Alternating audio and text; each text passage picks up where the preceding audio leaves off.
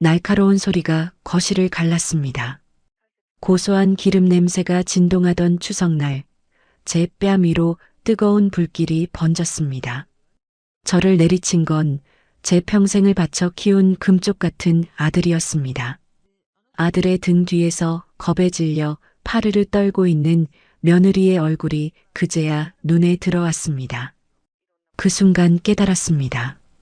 오늘은 제 인생 전부가 부정당한 날이라는 것을요.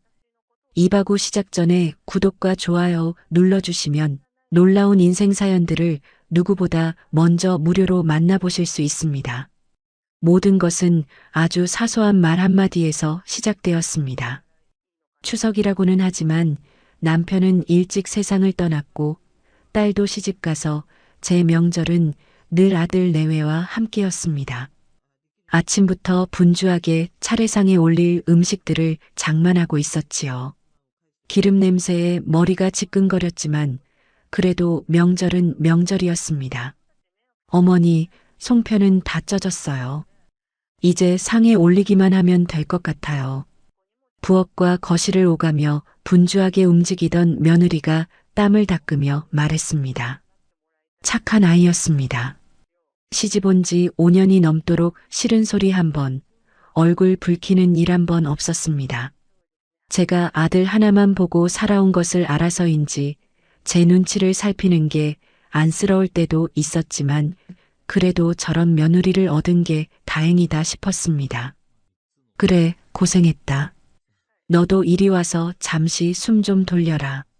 나머진 내가 할 테니. 아니에요, 어머니.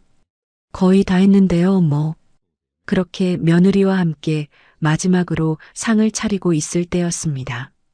안방에서 텔레비전을 보며 뒹굴거리던 아들 녀석이 어슬렁거리며 나왔습니다.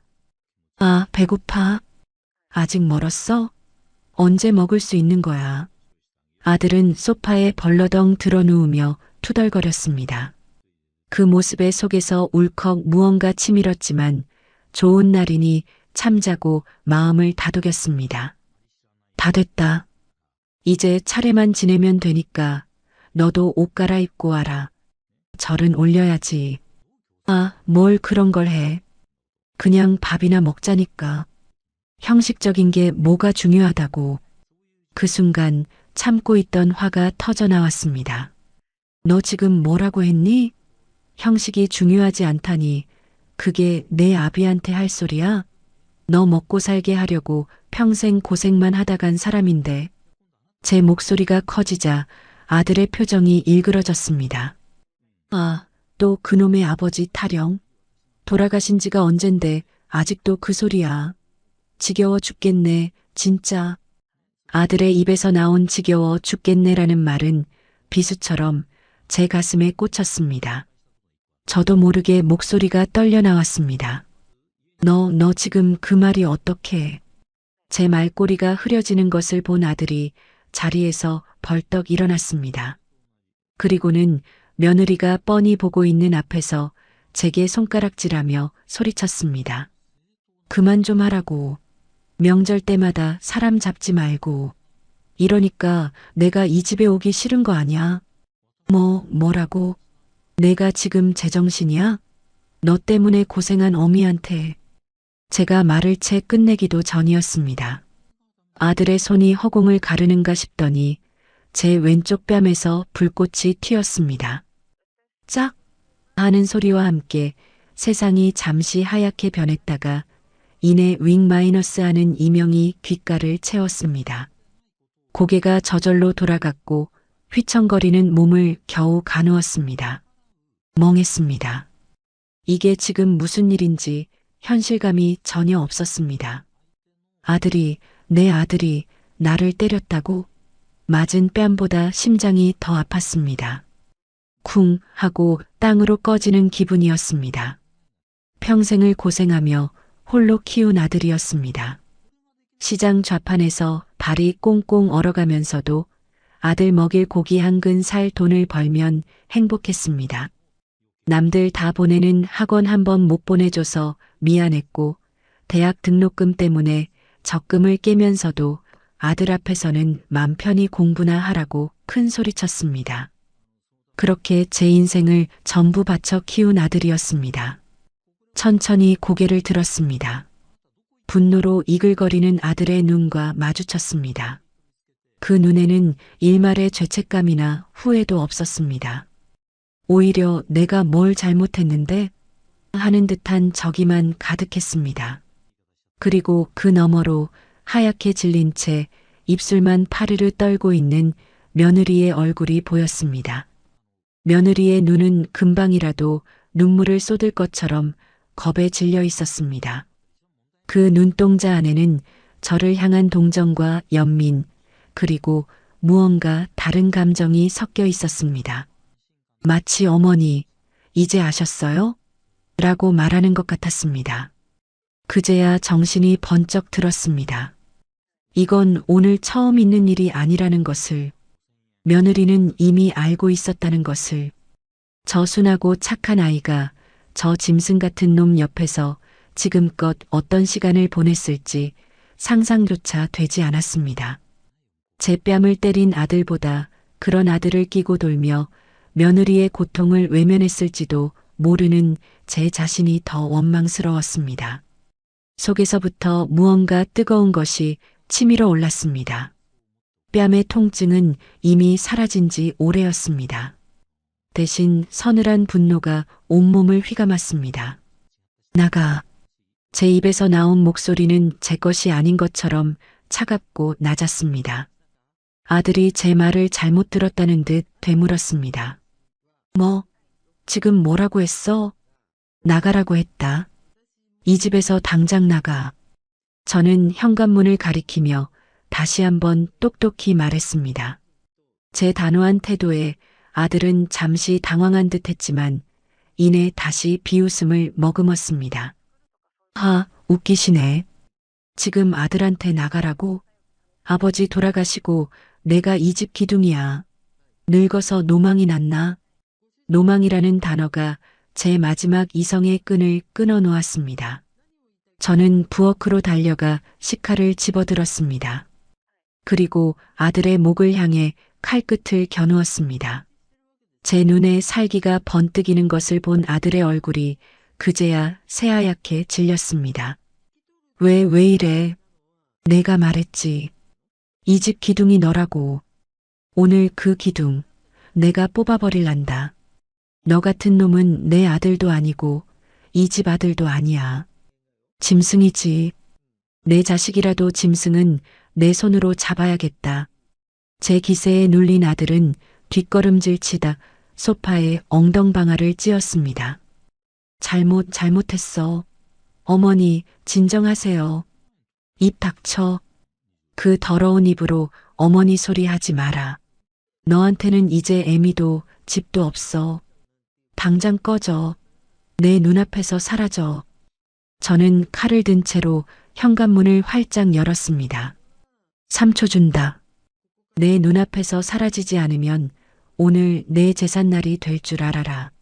아들은 겁에 질려 허둥지둥 신발을 신고는 꽁지 빠지게 도망쳤습니다.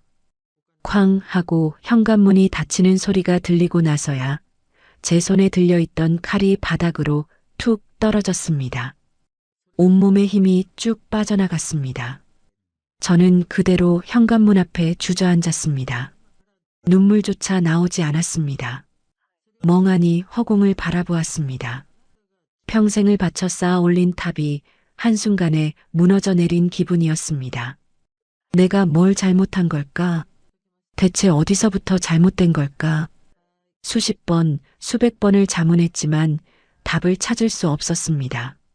아들이 쫓겨나간 현관문은 굳게 닫혀 있었지만 제 마음의 문은 산산조각 난 채 활짝 열려 있었습니다. 그 틈으로 지난 60년 세월의 후회와 원망, 알 수 없는 죄책감이 찬바람처럼 밀려들어왔습니다. 얼마나 울었을까요? 눈물샘이 다 말라버렸는지 더는 눈물도 나오지 않았습니다. 텅 빈 거실에는 정성껏 차린 차례상이 무색하게 놓여 있었고 그 위로 환하게 웃고 있는 남편의 영정 사진만이 저를 내려다보고 있었습니다. 여보, 내가 뭘 잘못한 거요? 내가 우리 아들을 어떻게 키운 거요? 사진 속 남편에게 끝없이 물었지만 돌아오는 답은 없었습니다. 그때였습니다. 제 어깨를 조심스럽게 감싸는 손길이 느껴졌습니다. 며느리였습니다. 녀석은 제 곁에 쪼그려 앉아 따뜻한 물 한 잔을 건넸습니다. 김이 모락모락 피어오르는 찻잔을 보니 얼어붙었던 몸이 조금은 녹는 듯 했습니다. 어머니, 일단 이거라도 좀 드세요. 속이 좀 풀리실 거예요. 저는 말없이 찻잔을 받아들었습니다. 찻잔을 든 손이 사시나무 떨듯 떨렸습니다. 그런 제 손을 며느리가 자신의 두 손으로 꼭 감싸쥐었습니다. 며느리의 손은 저보다 더 차갑고 가늘게 떨리고 있었습니다. 이 아이도 지금 제정신이 아닐 터였습니다. 남편이라는 작자가 제 어미 뺨을 때리고 칼부림까지 나며 쫓겨났는데 온전할 리가 없지요. 괜찮다, 나는 괜찮아. 너야말로 놀라지 않았느냐? 어서 들어가서 좀 쉬거라. 제 말에 며느리는 고개를 저었습니다. 그리고는 한참을 망설이다 결심한 듯 입을 열었습니다. 어머니, 오늘 일 처음이 아니에요. 뭐? 남편 아니, 그 사람. 저한테도 손 찍어만 적 여러 번 있었어요. 며느리의 입에서 나온 말은 또 다른 망치가 되어 제 뒤통수를 내리치는 것 같았습니다. 숨이 턱 막혔습니다. 내 아들이, 밖에서는 얌전하고 예의 바른 내 아들이 자기 아내에게 손찌검을 했다고? 그게 무슨 소리냐? 저놈이 너를 때렸다는 말이냐? 제 목소리는 심하게 갈라져 나왔습니다. 며느리는 더 이상 참을 수 없다는 듯 그렁그렁 맺혀있던 눈물을 쏟아내기 시작했습니다. 그동안 꾹꾹 눌러왔던 서름이 한꺼번에 터져나온 듯 아이는 여린 어깨를 들썩이며 오랫동안 울었습니다. 저는 아무 말도 할 수 없었습니다. 그저 우는 아이의 등을 쓸어주는 것밖에는 할 수 있는 일이 없었습니다. 한참을 울던 며느리가 겨우 울음을 그치고 입을 열었습니다. 그 목소리는 물기에 젖어 잘게 떨리고 있었습니다. 결혼하고 얼마 안 돼서부터였어요. 처음에는 그냥 물건을 던지는 정도였어요. 자기 화를 못 이기면 리모컨이나 책 같은 걸 벽에 던졌어요. 저는 그냥 욱하는 성격이려니 저한테만 안 그러면 된다고 생각했어요. 그런데 시간이 지날수록 그 대상이 저로 바뀌더라고요. 며느리의 고백은 충격적이었습니다. 아들은 사소한 일로 트집을 잡아 며느리를 몰아세웠다고 합니다. 국이 짜다, 방이 더럽다, 왜 자기 전화를 바로 받지 않았냐는 등 이유는 셀 수도 없었습니다. 처음에는 고함을 치고 욕설을 퍼붓는 수준이었지만 어느 날부터는 며느리의 팔을 밀치거나 어깨를 거칠게 잡아 흔들기 시작했다고 합니다. 한 번은 제가 너무 무서워서 왜 이러냐고 제발 그만하라고 소리쳤어요. 그랬더니 제 머리채를 잡고 벽으로 밀어붙였어요. 내가 뭘 잘했다고 소리를 질러 하면서요. 너무 놀라서 숨도 제대로 못 쉬었어요. 그 눈빛을 잊을 수가 없어요. 제가 알던 그 사람이 아니었어요. 며느리의 입술이 파랗게 질려 있었습니다. 그날의 공포가 다시 떠오르는 듯 했습니다. 저는 할 말을 잃었습니다. 제가 아는 아들은 그런 놈이 아니었습니다. 어릴 때부터 순하고 말수도 적었습니다. 친구들과 싸우는 일도 거의 없었고 오히려 당하고 들어오는 날이 많아 속상할 정도였습니다. 그런 아들이 자기 아내의 머리채를 잡고 벽으로 밀어붙였다니 도저히 믿을 수가 없었습니다. 거짓말이지? 내 아들이 그랬을 리가 없어. 내가 뭔가 오해한 거겠지. 저도 모르게 아들을 변호하는 말이 튀어나왔습니다. 그 말을 내뱉는 순간 아차 싶었습니다. 며느리의 눈에 스치는 깊은 절망감을 보았기 때문입니다. 며느리는 힘없이 웃으며 말했습니다. 그럴 줄 알았어요. 어머니는 안 믿으실 줄 알았어요. 저도 처음엔 믿지 않았으니까요. 제가 사랑해서 결혼한 남자가 저렇게 변할 수 있다는 걸요. 며느리는 잠시 숨을 골랐습니다. 더 심한 이야기도 많은데 어머니가 충격받으실까봐. 해봐라. 다 들어야겠다. 내 아들이 대체 어떤 놈인지 내 눈으로 똑똑히 보고 귀로 똑똑히 들어야겠어. 하나도 빼놓지 말고 다 말해보거라. 제 단호한 말에 며느리는 눈을 질끈 감았습니다. 그리고 다시 입을 열었습니다. 돈 문제도 심했어요. 월급은 꼬박꼬박 저한테 맡겼지만 언제부턴가 자꾸 돈을 달라는 횟수가 늘어났어요. 처음에는 친구들 경조사다, 회사 회식이다 해서 몇십만 원씩 가져갔는데 액수가 점점 커졌어요. 나중에는 몇백만 원 단위로 달라고 하더라고요. 그래서 줬느냐? 처음 몇 번은 드렸죠. 남편이 하는 일에 필요하다고 하는데 어떻게 안 줘요. 그런데 이상했어요. 돈을 가져가고 며칠 뒤면 또 달라고 하고 어디에 썼냐고 물어보면 화부터 냈어요. 남자가 사회생활 하다 보면 돈 쓸 일이 많은 거지. 여자가 뭘 안다고 꼬치꼬치 캐물어. 하면서요. 며느리의 말은 계속 이어졌습니다. 아들은 며느리가 돈을 주지 않으려 하면 집안 물건을 부수며 협박했고 심지어는 며느리 지갑에 손을 대기도 했다고 합니다. 며느리는 생활비가 모자라 친정에 손을 벌린 적도 여러 번이라고 했습니다. 친정 부모님께는 차마 남편이 돈을 가져갔다고 말할 수 없어서 그냥 제가 아프다. 생활비가 좀 모자란다. 둘러댔어요. 부모님은 제가 살림을 잘 못해서 그런 줄 아세요. 이야기를 들으면 들을수록 기가 막혔습니다. 이건 단순히 욱하는 성격의 문제가 아니었습니다. 폭력, 갈취 이건 명백한 범죄였습니다. 왜 진작에 나한테 말하지 않았느냐? 왜 이걸 혼자 다 참고 있었어? 이 미련한 거사. 저도 모르게 며느리에게 소리쳤습니다. 제 속이 시커멓게 타들어가는 것 같았습니다. 며느리는 제 고함에 놀라 어깨를 움츠렸다가 이내 서럽게 울며 말했습니다. 말씀드리고 싶었어요. 정말 수십 번도 더 결심했어요. 그런데 그럴 수가 없었어요.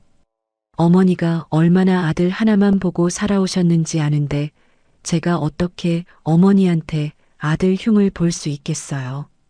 그리고 무서웠어요. 어머니마저 제 말을 안 믿어주시면 저는 정말 세상에 혼자가 될 것 같아서요. 며느리의 마지막 말은 제 심장을 갈기갈기 찢어 놓았습니다. 세상에 혼자가 될 것 같아서 시어머니인 내가 마지막 보루였던 내가 오히려 가장 큰 벽이 될까봐 두려웠다는 말이었습니다. 저는 그제야 깨달았습니다. 제가 아들을 맹목적으로 감싸고 도는 동안 이 착한 아이는 철저히 혼자서 그 모든 고통을 감내하고 있었다는 것이. 뺨을 맞은 것은 나인데 왜 내 심장이 이렇게 아픈가 했더니 바로 이 아이의 고통이 고스란히 전해져 왔기 때문이었습니다. 저는 며느리의 손을 꼭 잡았습니다. 그리고 며느리의 눈을 똑바로 쳐다보며 말했습니다. 미안하다. 정말 미안하다, 아가. 이 늙은이가 눈이 멀어서 내 새끼 아픈 줄도 모르고 내가 죽을 죄를 졌다. 저는 며느리 앞에서 고개를 숙였습니다. 시어머니가 며느리 앞에서 고개를 숙이는 것은 있을 수 없는 일이었지만 지금은 그런 체면 따위가 중요하지 않았습니다. 며느리는 당황하며 저를 일으키려 했습니다. 어머니, 이러지 마세요. 어머니가 왜? 아니, 나는 벌 받아야 돼. 내 아들이 저 지경이 될 동안 나는 아무것도 몰랐어. 아니, 알려고 하지도 않았지. 내 아들은 착하다. 내 아들은 그럴 리 없다고. 나 혼자 그렇게 믿고 싶었던 거야.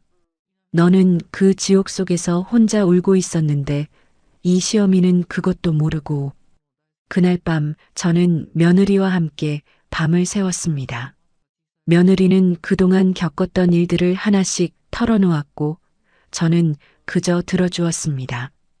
아들이 며느리에게 퍼부었던 폭언들, 너 같은 건 우리 집안에 어울리지 않는다며 무시했던 말들, 심지어는 며느리 부모님까지 모욕했던 일들 하나하나가 제 살을 애는 것처럼 아팠습니다.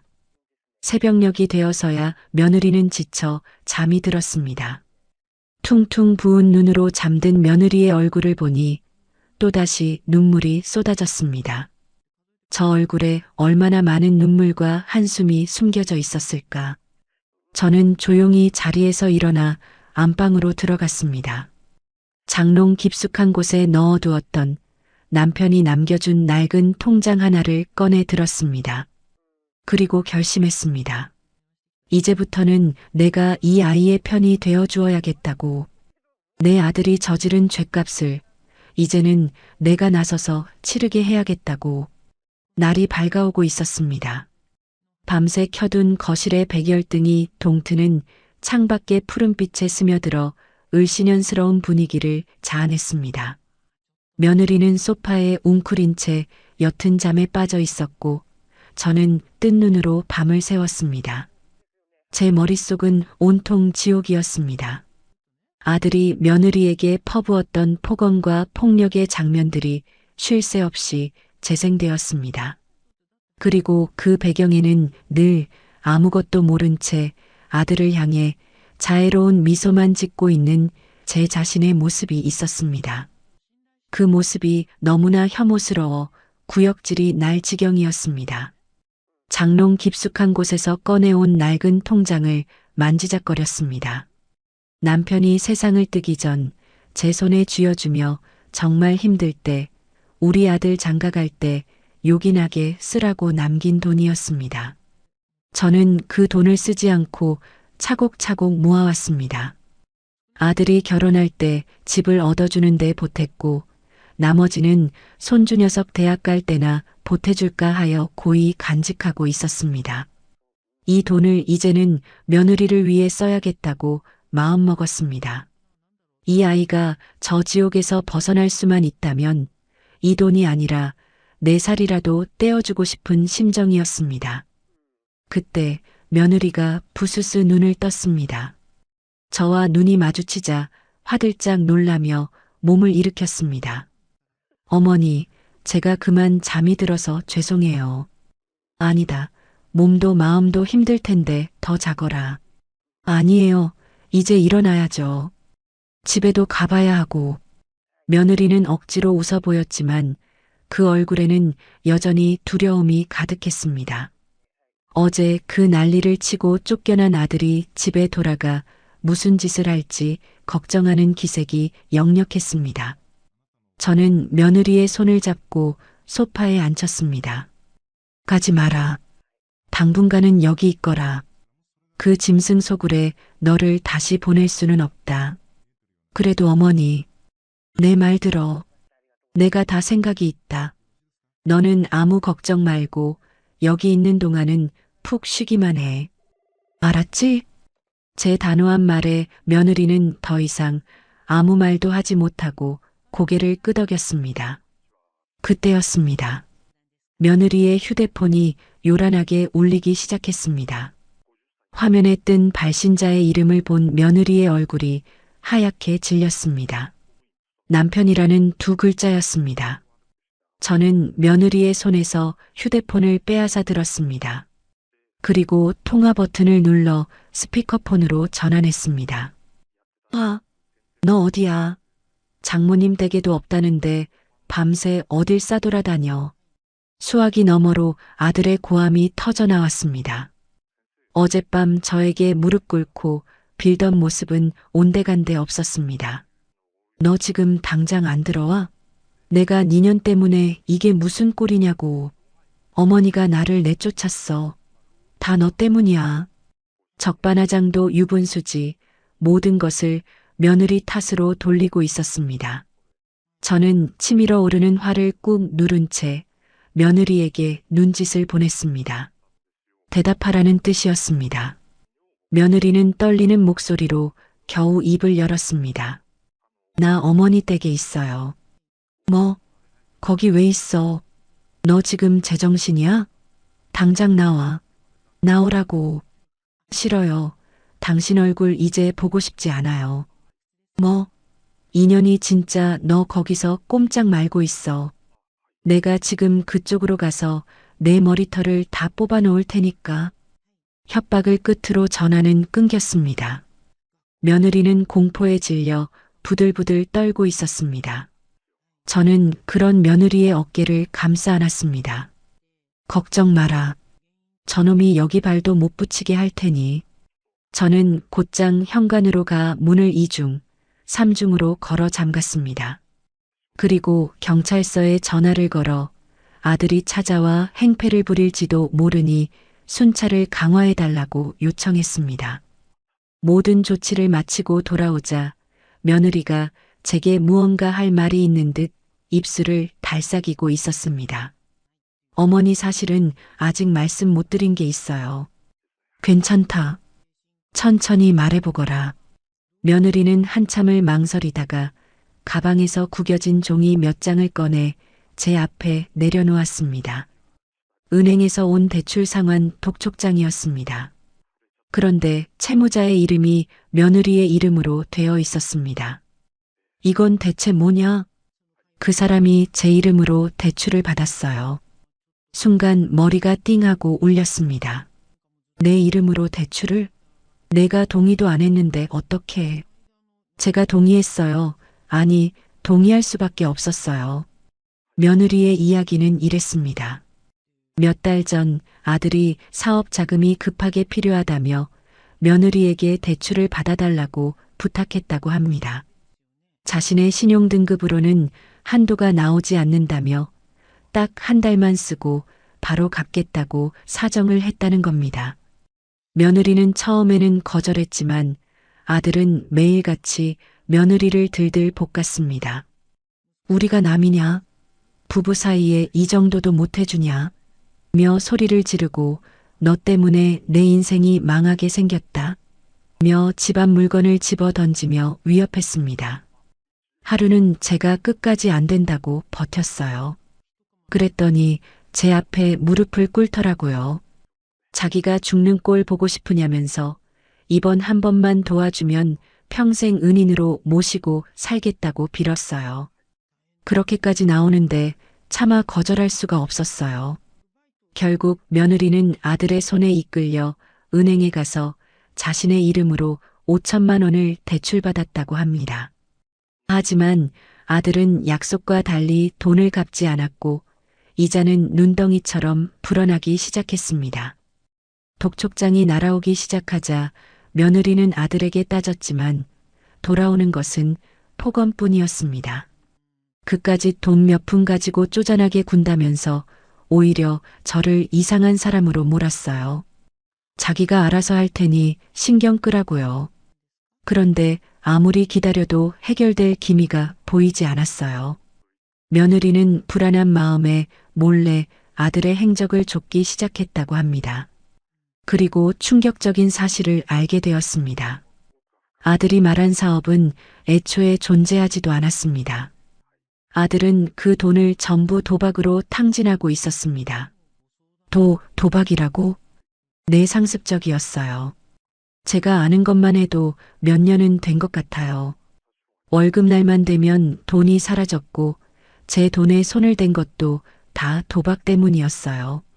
그 사람은 도박에 미쳐 있었어요. 그 순간 지난 세월의 모든 조각들이 한 번에 맞춰지는 기분이었습니다. 아들이 시도 때도 없이 돈을 요구했던 것, 월급을 받아도 늘 돈이 없다며 쩔쩔맸던 것, 비싼 시계나 옷을 샀다가 며칠 뒤에 사라지곤 했던 것. 저는 그저 아들이 씀씀이가 해프거나 친구들 사이에서 허세를 부리는 것이라고만 생각했습니다. 그런데 그 모든 것이 도박 때문이었다니. 더 기가 막힌 것은 아들이 며느리의 돈뿐만 아니라 제 돈에도 손을 댔다는 사실이었습니다. 어머니, 혹시 가끔 아들에게 용돈을 주실 때 현금으로 주지 않으셨어요? 그랬지. 계좌로 보내주면 내가 알까봐 싫다고 하더구나. 그래서 늘 현금으로 뽑아서 줬는데 그 돈도 전부 도박 자금으로 썼을 거예요. 그리고 어머니 죄송해요. 그 사람이 제게 어머니 지갑에 손을 대라고 시킨 적도 있어요. 어머니가 잠드셨을 때 몰래 들어가서 몇십만 원만 꺼내 오라고 자기가 빚 때문에 죽게 생겼다고 협박했어요. 제가 끝까지 안 된다고 버티니까 저를 때렸어요. 그날은 정말 죽는 줄 알았어요. 며느리는 울먹이며 자신의 팔 소매를 걷어 올렸습니다. 하얀 팔뚝에는 시퍼런 멍자국이 선명하게 남아 있었습니다. 며칠은 좋게 지난 듯한 흉측한 자국이었습니다. 저는 그 멍자국에서 눈을 뗄 수가 없었습니다. 내 아들이 사람의 형상을 한 내 아들이 저지른 짓이었습니다. 아내를 때리고 협박해서 제 어미의 지갑을 훔치라고 시킨 놈. 그게 바로 제 아들이었습니다. 그 순간 제 안에서 무언가 툭 하고 끊어져 나가는 소리가 들렸습니다. 아들에 대한 마지막 남은 연민, 일말의 모성애 같은 것들이 산산조각 나며 먼지처럼 흩어졌습니다. 그리고 그 자리에는 차갑고 단단한 분노만이 남았습니다. 내가 괴물을 키웠구나. 내 손으로 내 평생을 바쳐서 끔찍한 괴물을 키워냈구나. 처절한 자기 혐오가 온몸을 덮쳤습니다. 남편의 영정 사진을 바라보았습니다. 여보, 미안하오. 내가 당신 아들을 저렇게 만들었소. 하지만 이제라도 바로잡겠소. 내 손으로 저 괴물을 잡겠소. 저는 자리에서 일어났습니다. 그리고 며느리의 손을 잡고 말했습니다. 그 목소리에는 더 이상 눈물도 흔들림도 없었습니다. 아가, 변호사를 선임하자. 이혼해야겠다. 저런 놈하고는 단 하루도 더 살 수 없다. 제 입에서 나온 말은 저 자신도 놀랄 만큼 단호했습니다. 눈물 한 방울 섞이지 않은 얼음장같이 차가운 목소리였습니다. 며느리는 제 손에 들린 낡은 통장과 제 얼굴을 번갈아 보며 어쩔 줄 몰라 했습니다. 어머니, 하지만 이혼이 그렇게 쉬운 게 아니에요. 그리고 이 돈은 어머니가 평생 모으신 돈인데 제가 어떻게. 쉬운 길이 아니니 더더욱 혼자 가서는 안 된다. 이 시어미가 내 옆에 설 것이다. 그리고 이 돈은 더 이상 내 돈이 아니다. 내가 너에게 갚아야 할 빚이다. 그러니 군소리 말고 바꿔라. 저는 며느리의 손에 통장을 억지로 쥐어주었습니다. 통장의 묵직한 무게가 며느리에게도 저에게도 전달되었습니다. 그것은 단순히 돈의 무게가 아니었습니다. 한 여자의 인생을 구하고 한 괴물을 심판대에 세우기 위한 우리의 결의의 무게였습니다. 그날 오후 우리는 집 근처에서 가장 유능하다는 이혼 전문 변호사를 찾아갔습니다. 상담실에 마주 앉아 며느리가 그간 겪었던 일들을 털어놓기 시작하자 저는 차마 고개를 들 수가 없었습니다. 아들의 폭언, 폭행, 도박, 그리고 며느리 명의로 받은 대출 이야기까지 제3자의 입을 통해 듣는 내 아들의 만행은 한편의 막장 드라마보다 더 지독하고 끔찍했습니다. 이야기를 다 들은 변호사는 안경을 고쳤으며 차분하게 말했습니다. 상황이 매우 심각하군요.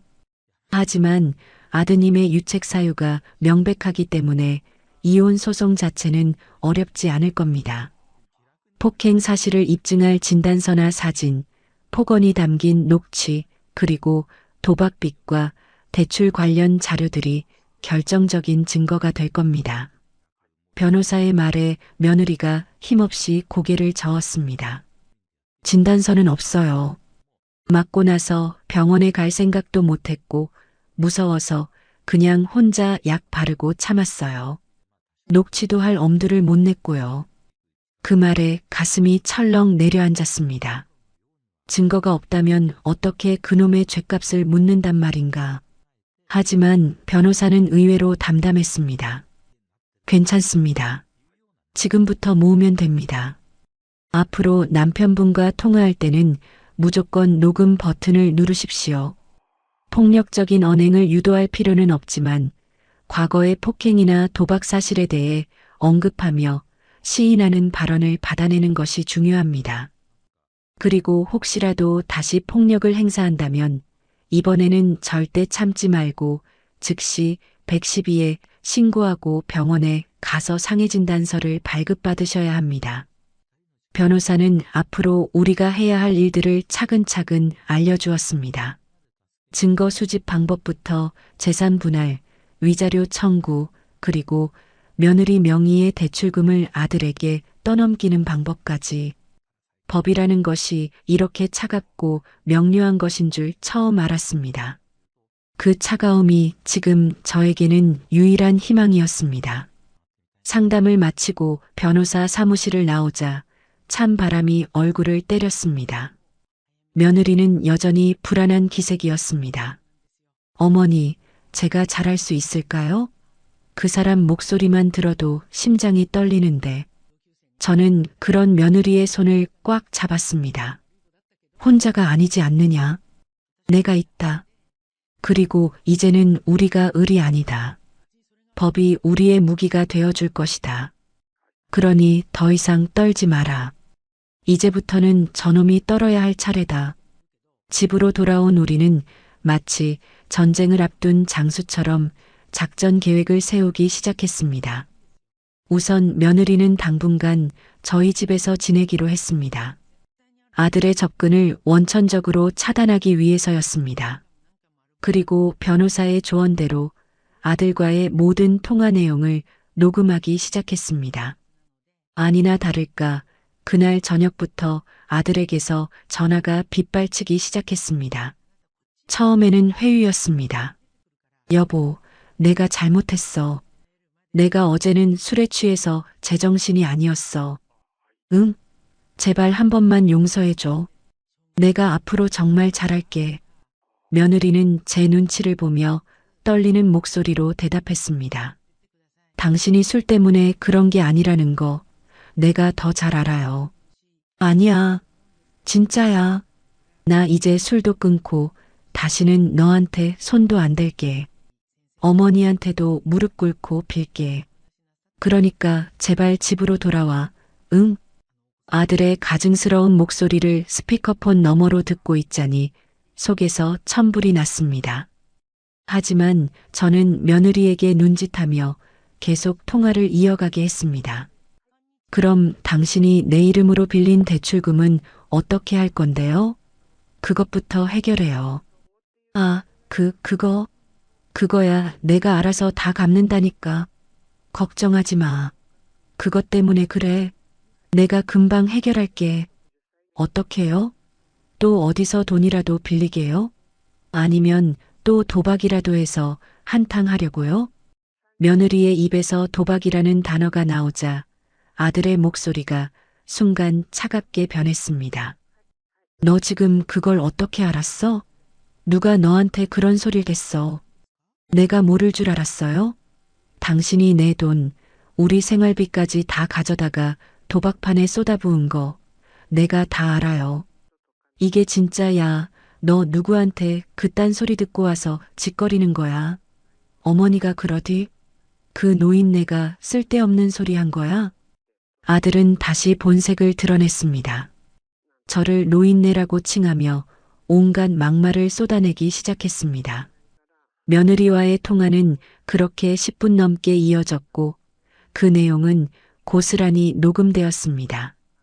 그것이 우리의 첫 번째 무기였습니다. 며칠이 지났습니다. 며느리가 집에 돌아오지 않고 연락도 피하자 아들은 점점 더 난폭해졌습니다. 하루에도 수십 통씩 전화를 걸어 욕설과 협박을 퍼부었고 집 앞으로 찾아와 문을 두드리며 행패를 부리기도 했습니다. 그때마다 우리는 조용히 경찰에 신고했고 경찰이 출동한 기록은 차곡차곡 쌓여갔습니다. 그러던 어느 날 며느리가 제게 조심스럽게 말했습니다. 어머니, 그 사람 서재에 제가 예전에 사준 금고가 하나 있어요. 혹시 거기에 뭔가 있지 않을까요? 금고? 네. 자기는 중요한 서류들을 보관하는 곳이라고 했는데 저한테는 절대 열어보지 못하게 했어요. 비밀번호도 저한테는 알려주지 않았고요. 그 말을 듣는 순간 직감적으로 그 안에 무언가 결정적인 것이 들어있을 거라는 생각이 들었습니다. 하지만 어떻게 그 금고를 열 수 있을까? 아들이 없는 틈을 타 집에 몰래 들어간다고 해도 비밀번호를 알지 못하면 무용지물이었습니다. 그때 제 머릿속에 한 가지 생각이 스쳐 지나갔습니다. 아가, 혹시 내 생일이나 결혼기념일 아니면 아들 녀석 생일 같은 걸로 비밀번호를 해놓지는 않았을까? 글쎄요, 그 사람은 그런 거 잘 기억 못하는 사람이라. 아니, 오히려 그런 사람이 더 단순한 번호를 쓸 수 있다. 한번 생각해 보거라. 저놈이 가장 중요하게 생각하는 숫자, 혹은 가장 집착하는 숫자가 뭐였는지. 제 말에 며느리는 한참을 고민하더니 하고 작은 탄성을 질렀습니다. 어머니, 혹시 며느리가 말한 숫자는 뜻밖에도 아들이 아주 어릴 적 살았던 옛날 집의 번지수였습니다. 아들은 유독 어릴 적 이야기를 자주 했고 특히 돈 문제로 쪼들릴 때마다 그때는 가난했지만 행복했다는 말을 입버릇처럼 했다고 합니다. 혹시나 하는 마음에 우리는 그 번지수를 기억해 두었습니다. 그리고 며칠 뒤 아들이 지방으로 출장을 간다는 소식을 듣게 되었습니다. 기회는 이때다 싶었습니다. 저희는 만반의 준비를 하고 아들의 집으로 향했습니다. 며느리가 가지고 있던 비상 열쇠로 문을 열고 들어선 집은 난장판이었습니다. 술병과 담배꽁초가 어지럽게 널려 있었고 음식물 쓰레기에서는 악취가 진동했습니다. 우리는 곧장 서재로 향했습니다. 책장 한편에 놓인 작은 금고가 눈에 들어왔습니다. 심장이 쿵쾅거리기 시작했습니다. 며느리가 떨리는 손으로 우리가 예상했던 옛날 집 번지수를 눌렀습니다. 삑, 삑, 삑, 삑 그리고 찰칵 하는 소리와 함께 금고 문이 열렸습니다. 금고 안에는 서류 몇 뭉치와 통장 여러 개가 들어 있었습니다. 우리는 숨을 죽인 채 서류들을 살펴보기 시작했습니다. 그리고 그 내용을 확인하는 순간 저희는 경악을 금치 못했습니다. 금고 안에는 아들이 여러 사람에게 돈을 빌리며 작성한 차용증들이 가득했습니다. 액수는 적게는 몇백만 원에서 많게는 수천만 원에 달했습니다. 그리고 그 중에는 제 이름으로 위조된 차용증도 있었습니다. 제가 아들에게 5천만 원을 빌려주었다는 제 도장까지 버젓이 찍힌 가짜 차용증이었습니다. 아마도 다른 사람들에게 돈을 빌릴 때 어머니에게 이만큼의 능력이 있으니 곧 갚을 수 있다며 안심시키기 위한 용도였을 겁니다. 이게 저는 손을 부들부들 떨었습니다. 아들이 저를 어떻게 생각했는지 그 가짜 차용증 한 장이 모든 것을 말해주고 있었습니다. 저는 그저 아들의 돈줄, 그 이상도 이하도 아니었던 겁니다. 하지만 진짜 충격은 따로 있었습니다. 금고 가장 깊숙한 곳에서 며느리 명의로 된 생명보험 증서가 나왔습니다. 수익자는 남편인 제 아들로 되어 있었습니다. 월 납입액만 해도 수십만 원에 달하는 사망 시 수억 원의 보험금이 지급되는 상품이었습니다. 며느리는 그 보험의 존재 자체를 모르고 있었습니다. 저는 이런 보험에 가입한 적이 없어요. 이게 대체... 그 순간 온몸의 피가 차갑게 식는 것 같았습니다. 도박에 미쳐 아내의 이름으로 빚을 내고 심지어 아내 몰래 아내를 피보험자로 하는 거기에 생명보험까지 들어놓은 남편. 이것이 의미하는 바는 단 하나였습니다. 저는 보험 증서를 든 채 힘없이 주저앉은 며느리의 어깨를 붙잡았습니다. 그리고 나지막이 하지만 분명하게 말했습니다. 아가, 이건 단순한 이혼 소송으로 끝낼 일이 아니다. 이건 천벌을 내려야 할 일이야. 며느리 명의로 된 생명보험 증서. 그것은 단순한 종이 쪼가리가 아니었습니다. 그것은 제 아들이 더 이상 인간이 아님을 증명하는 괴물의 낙인이었습니다. 저는 그 서늘한 증거를 손에 든 채 한참을 움직일 수 없었습니다. 제 아들이 제 품에서 태어나 제 젖을 물고 자란 아들이 아내의 목숨을 담보로 돈을 꿈꾸는 악마가 되어 있었습니다.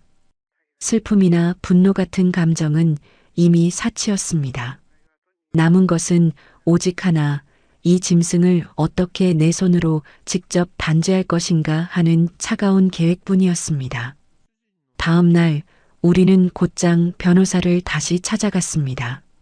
금고에서 찾아낸 모든 서류들, 아들의 도박빚이 적힌 차용증, 제 이름으로 위조된 차용증, 그리고 문제의 생명보험 증서까지 변호사의 책상 위에 올려놓았습니다.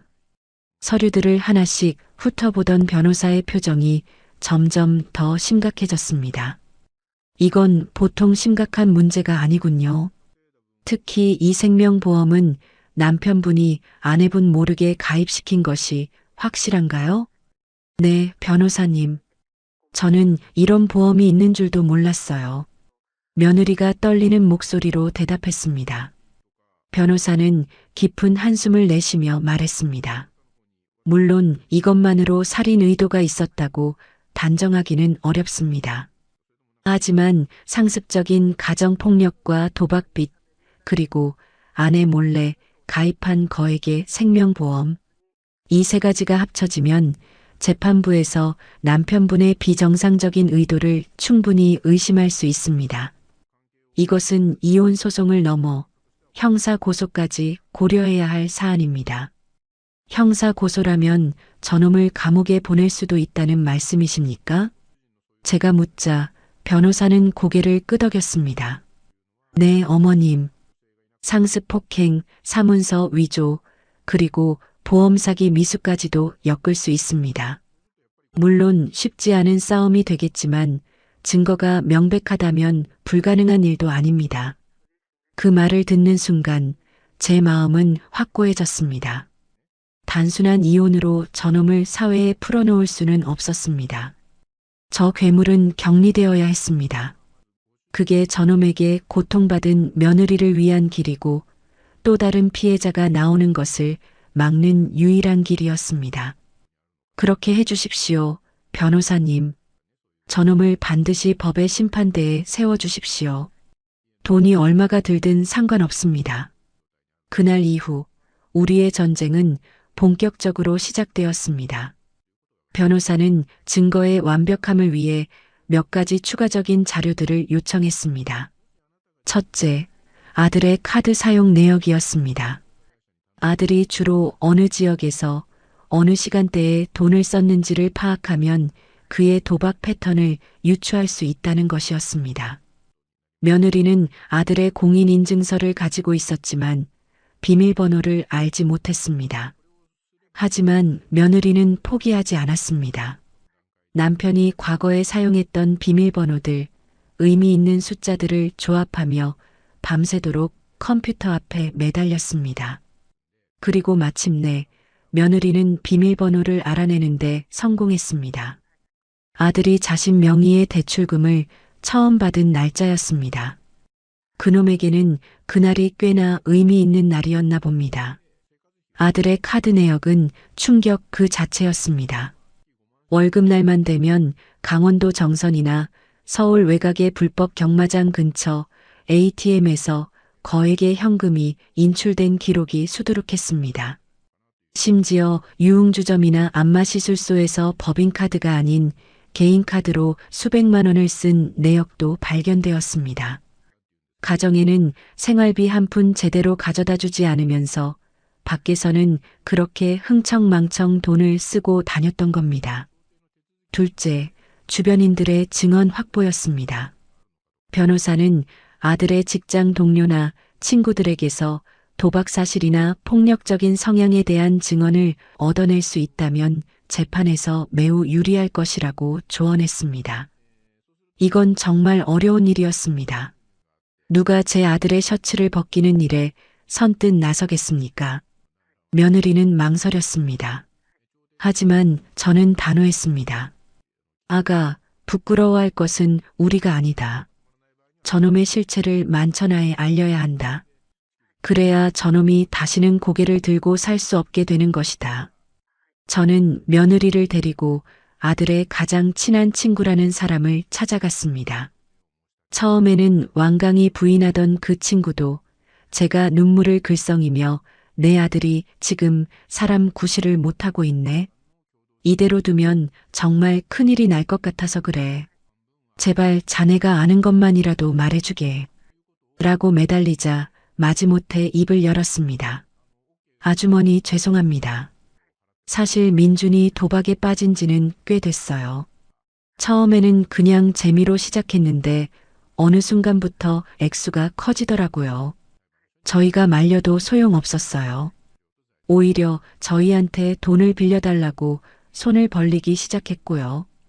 안 빌려주면 욕을 하고 그래서 요즘은 저희도 잘 안 만나요.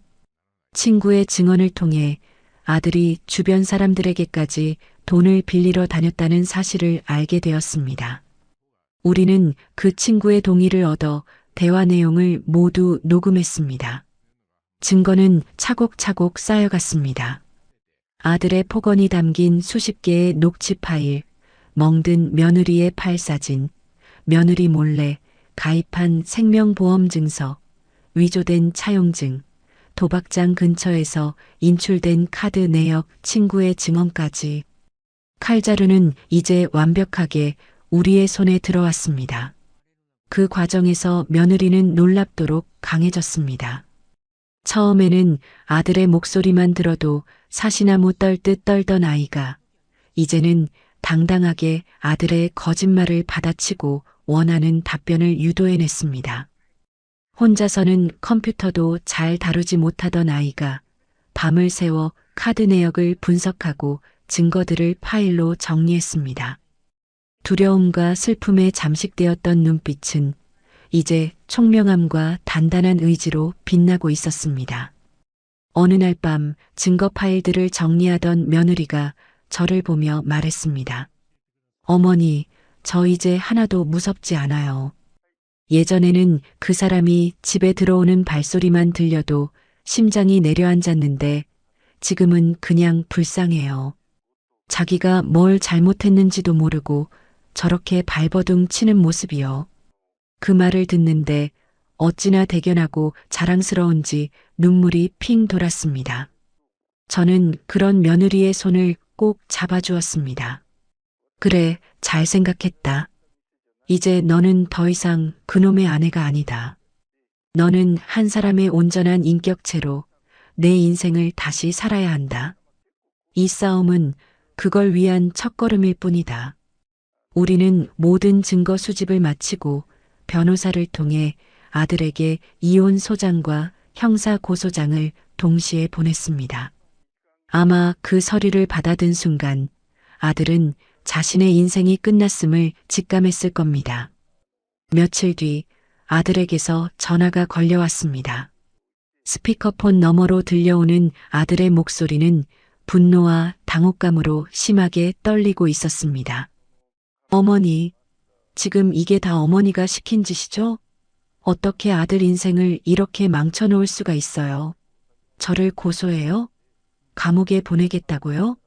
어머니 제정신이에요? 저는 차분하게 대답했습니다. 그래, 내가 시켰다. 그리고 나는 아주 제정신이다. 내 인생은 내가 망친 것이지, 내가 망친 것이 아니다. 나는 그저 내가 저지른 죗값을 치르게 하려는 것뿐이다.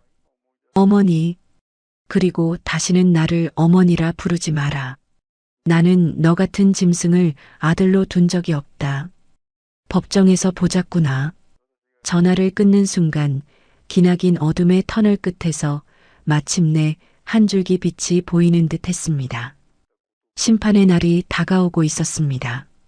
저는 두렵지 않았습니다. 오히려 그날이 기다려졌습니다. 제가 만든 괴물을 제 손으로 직접 심판대에 세우는 그날을 말입니다. 법원으로 향하는 길은 멀고도 험했습니다.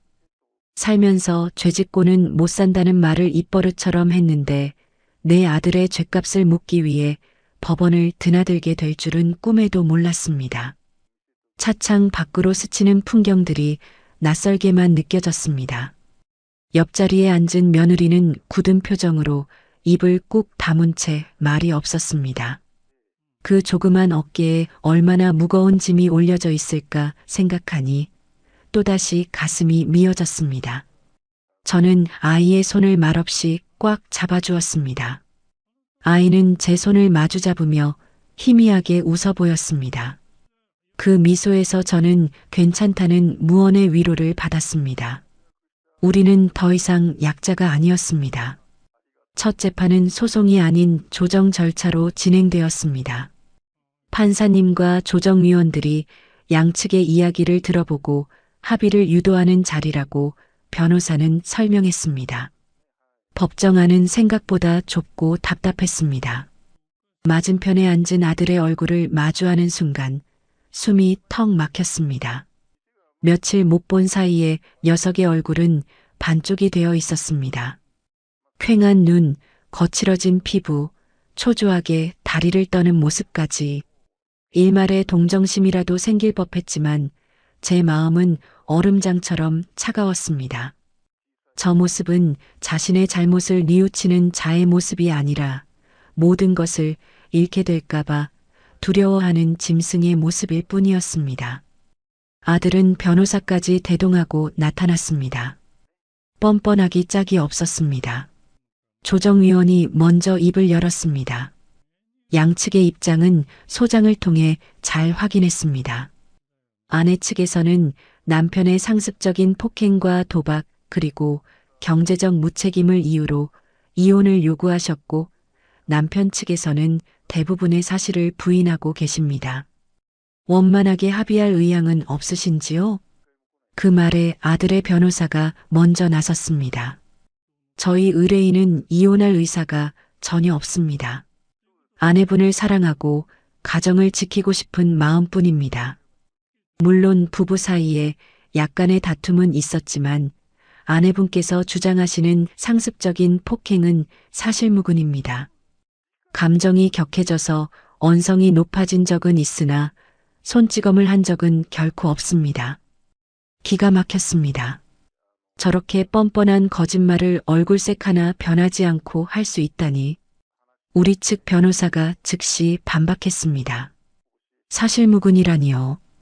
여기 피해자의 팔에 남은 선명한 멍 자국 사진이 있습니다. 그리고 피고인이 다시는 손찌검하지 않겠다고 스스로 시인하는 내용이 담긴 녹취 파일도 있습니다. 이것도 거짓이라고 하시겠습니까? 변호사가 증거들을 제시하자 아들의 얼굴이 순간 굳어졌습니다. 하지만 이내 아들은 더 파렴치한 주장을 펼치기 시작했습니다. 그건 아내가 먼저 저를 자극했습니다. 매일같이 돈 문제로 저를 들들볶고 다른 남자와 비교하며 무시했습니다. 저도 남자인데 자존심이 상해서 그래서 딱 한 번, 정말 딱 한 번 밀친 것뿐입니다.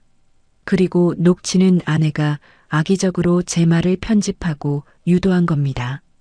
그럼 어머님을 폭행한 사실은 어떻게 설명하시겠습니까? 추석날 아내분이 보는 앞에서 어머님의 뺨을 때린 사실 말입니다. 우리 변호사의 날카로운 질문에 아들은 잠시 말을 잇지 못하더니 이내 저를 향해 원망스러운 눈빛을 보내며 말했습니다.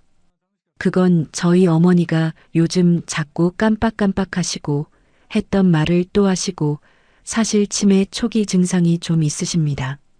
그날도 제가 하지도 않은 말을 했다고 우기시면서 저를 몰아붙이시길래 정신 좀 차리시라고 정말 가볍게 어깨를 붙잡았을 뿐입니다.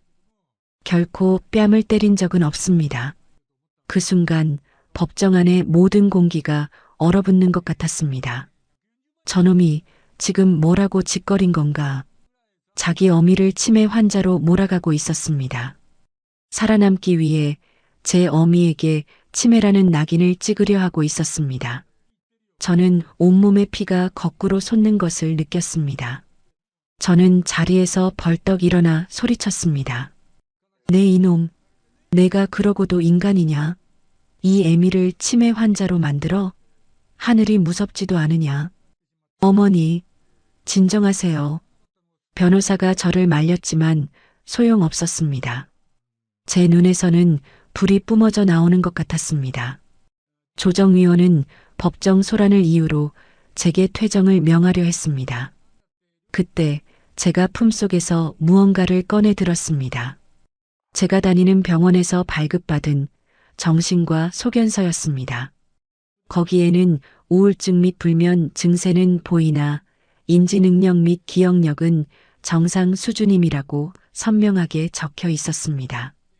재판장님, 아니 조정위원님, 저놈의 말이 사실인지 제 말이 사실인지 이 서류를 한번 봐주십시오.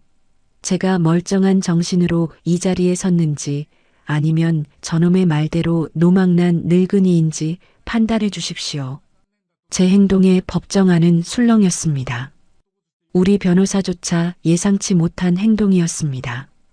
조정위원은 잠시 당황하더니 서기에게 소견서를 건네받아 읽어보았습니다. 그리고는 아들을 향해 차가운 목소리로 물었습니다. 피고인, 어머니가 정상적인 인지 능력을 가지고 있다는 병원 소견서가 제출되었습니다. 그런데도 어머니가 치매 증상이 있다고 주장하는 이유가 무엇입니까? 아들은 새파랗게 질린 얼굴로 아무 말도 하지 못했습니다. 그저 입술만 달싹일 뿐이었습니다. 그때 제가 다시 입을 열었습니다. 이번에는 차분하고 또렷한 목소리였습니다.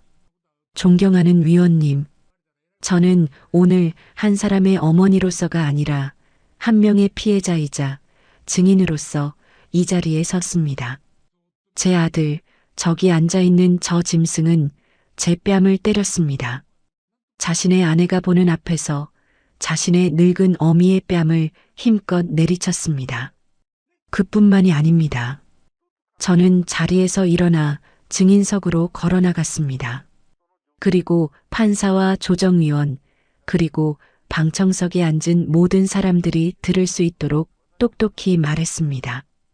저놈은 상습적인 도박꾼입니다. 아내의 돈을 갈취하고 제 지갑에도 손을 댔습니다.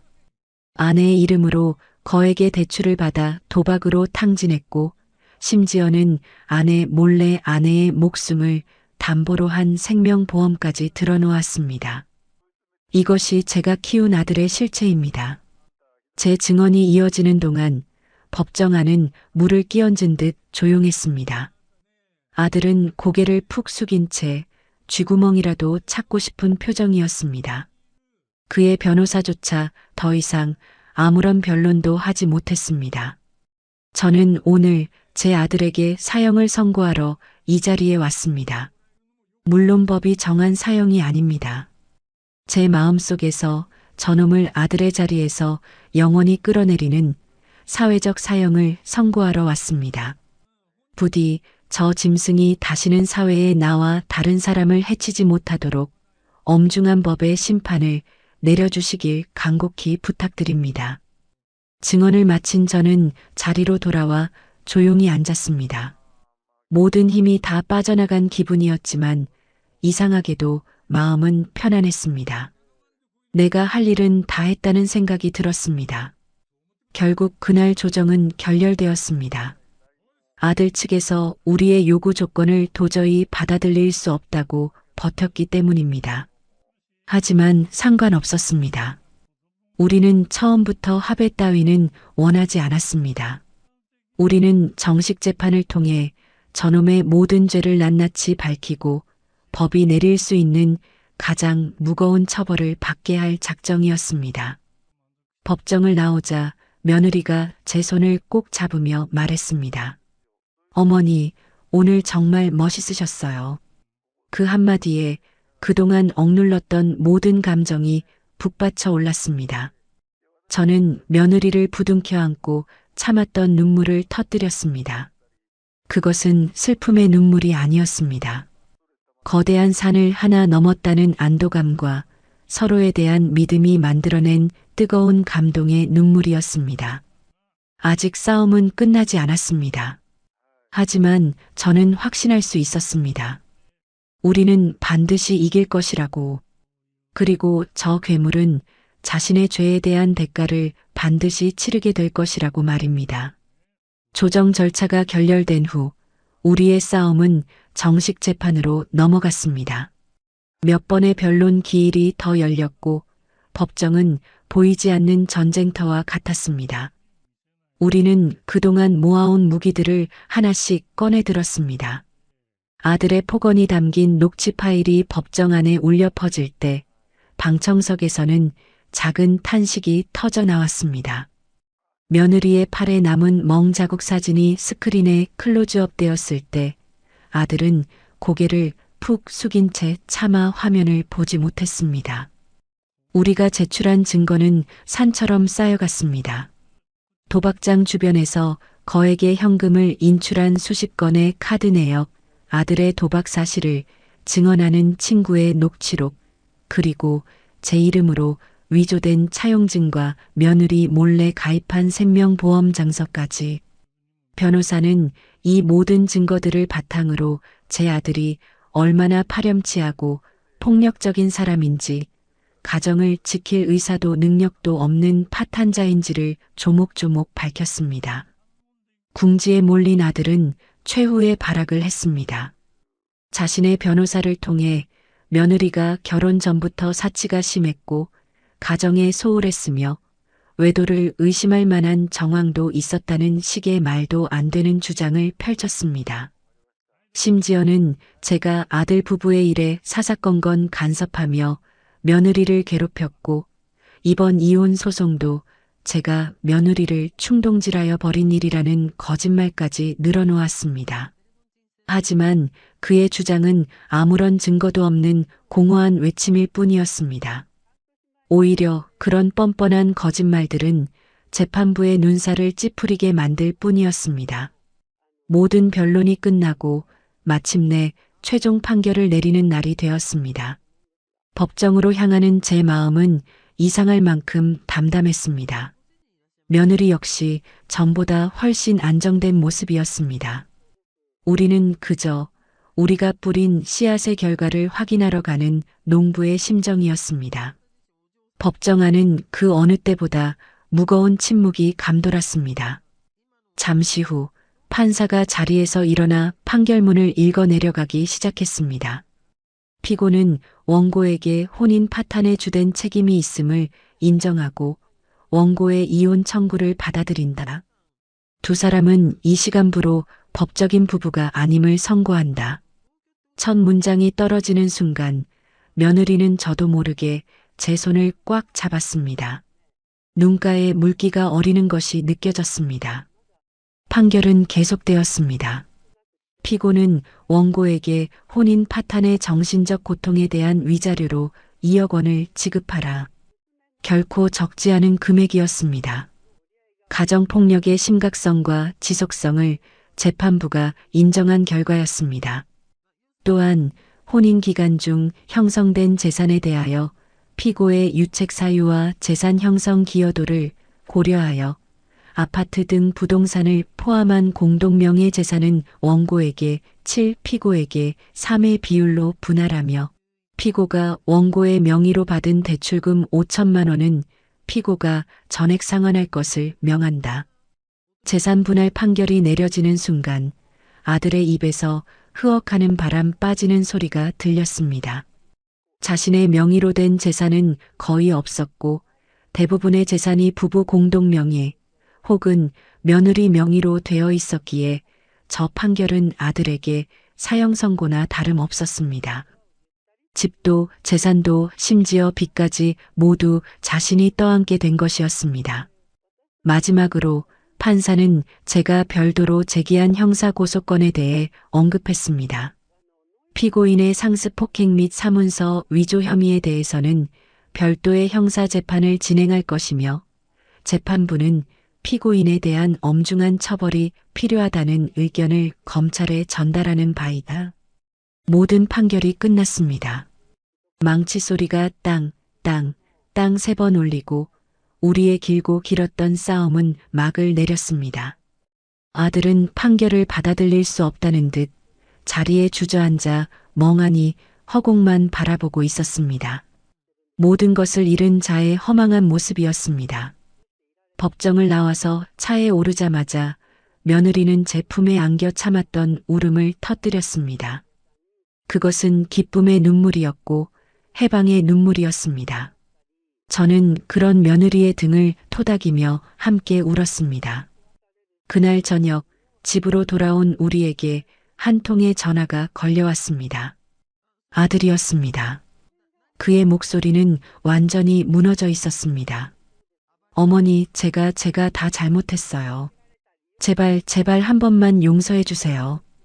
이대로는 저 정말 죽어요. 어머니. 그의 목소리에는 눈물과 콧물이 뒤섞여 있었습니다. 하지만 제 마음은 조금도 흔들리지 않았습니다. 이제 와서 용서를 빈다고? 내가 정말 용서를 빌어야 할 사람은 내가 아니다. 내 아내였던 저 아이와 하늘에 계신 내 아비, 그리고 너 자신이다. 어머니, 제가 다 갚을게요. 위자료도 재산도 다 필요 없어요. 그냥 예전처럼 어머니 아들로 살게만 해주세요. 네. 아니, 나는 너 같은 아들을 둔 적이 없다. 너는 이제 내 아들이 아니다. 너는 내가 저지른 죄의 대가를 치러야 한다. 감옥에서든 아니면 평생을 빈털터리로 혼자 살아가면서든 뼈저리게 후회하고 반성하며 살아라. 그것이 내가 너에게 주는 마지막 잡이다. 다시는 연락하지 마라. 저는 그 말을 끝으로 매정하게 전화를 끊었습니다. 그리고 아들의 번호를 차단했습니다. 제 인생에서 아들이라는 존재를 완전히 지워버리는 순간이었습니다. 며칠 뒤 아들이 살던 집의 집기가 모두 빠져나갔다는 소식을 들었습니다. 경매로 넘어간 집을 처분하고 남은 돈으로 위자료와 빚의 일부를 갚았다고 했습니다. 그리고 아들은 남은 빚더미와 함께 어디론가 흔적도 없이 사라졌습니다. 직장도 잃고 가정도 잃고 재산도 잃고 부모까지 잃은 그는 이제 세상에 홀로 남겨졌습니다. 자신의 잘못이 무엇이었는지, 자신이 무엇을 잃었는지를 평생 곱씹으며 살아가야 할 겁니다. 모든 것이 끝났습니다. 길고 지독했던 싸움은 막을 내렸고 집에는 다시 평온이 찾아왔습니다. 하지만 그 평온은 예전의 그것과는 달랐습니다. 한바탕 폭풍이 휩쓸고 지나간 뒤의 고요함. 모든 것이 부서지고 뽑혀나간 자리에 그럼에도 불구하고 살아남은 것들이 서로를 보듬는 그런 처연하고도 단단한 평화였습니다. 아들은 제 인생에서 완전히 지워졌습니다. 처음 며칠은 잠을 자다가도 아들의 목소리가 들리는 듯해 벌떡 일어나곤 했습니다. 하지만 시간이 약이었을까요? 아니, 어쩌면 제 옆을 든든하게 지켜주는 며느리, 아니, 이제는 제 딸이 된 아이 덕분이었을 겁니다. 저는 차츰 안정을 되찾아갔습니다. 어느 날 아침 저는 아이를 불러 제 앞에 앉혔습니다. 그리고는 장롱 깊숙한 곳에 넣어두었던 제 결혼 반지와 남편이 남겨준 옷가락지를 꺼내 아이의 손에 쥐어주었습니다. 어머니, 이게 다 뭐예요? 이렇게 귀한 걸 저한테 왜? 아이는 당황하며 손사래를 쳤습니다. 저는 아이의 손을 꼭 잡고 말했습니다. 이제는 나를 어머니라 부르지 말거라. 네, 그냥 엄마라고 불러주면 안 되겠니? 내가 내 진짜 엄마가 되어주고 싶구나. 제 말에 아이의 눈동자가 세차게 흔들렸습니다. 금방이라도 눈물이 터질 것 같은 얼굴이었습니다. 그리고 너도 이제 더 이상 내 며느리가 아니다. 너는 내 딸이다. 그러니 이것들을 받는 것이 마땅하다. 세상 모든 엄마는 자기 딸이 좋은 것을 받고 행복하게 살기를 바라는 법이니까. 그 순간 아이는 제 품에 와락 안기며 뜨거운 눈물을 쏟아냈습니다. 저 역시 아이의 등을 토닥이며 함께 눈물을 흘렸습니다. 그 눈물은 더 이상 슬픔이나 한의 눈물이 아니었습니다. 새로운 가족이 탄생하는 것을 축복하는 따뜻하고 기쁜 눈물이었습니다. 그날 이후 우리는 진짜 엄마와 딸이 되었습니다. 아이는 저를 엄마라고 불렀고 저는 아이의 이름을 다정하게 불렀습니다. 어색했지만 그 어색함마저도 행복했습니다. 우리는 함께 장을 보고 음식을 만들고 저녁에는 나란히 앉아 텔레비전을 보았습니다. 여느 평범한 모녀와 다를 바 없는 일상이었습니다. 하지만 우리에게는 다른 모녀에게는 없는 특별한 유대감이 있었습니다. 우리는 같은 상처를 공유하고 같은 아픔을 겪어냈으며 같은 전쟁에서 함께 싸운 전우였습니다. 그래서 우리는 굳이 말하지 않아도 서로의 눈빛만으로도 마음을 읽을 수 있었습니다. 아이가 가끔 밤에 악몽을 꾸고 일어나면 저는 아이의 곁에 누워 가만히 등을 쓸어주었습니다. 그러면 아이는 금세 안정을 되찾고 다시 잠이 들곤 했습니다. 저 역시 남편과 아들에 대한 기억으로 가슴이 답답해질 때면 아이에게 털어놓았습니다.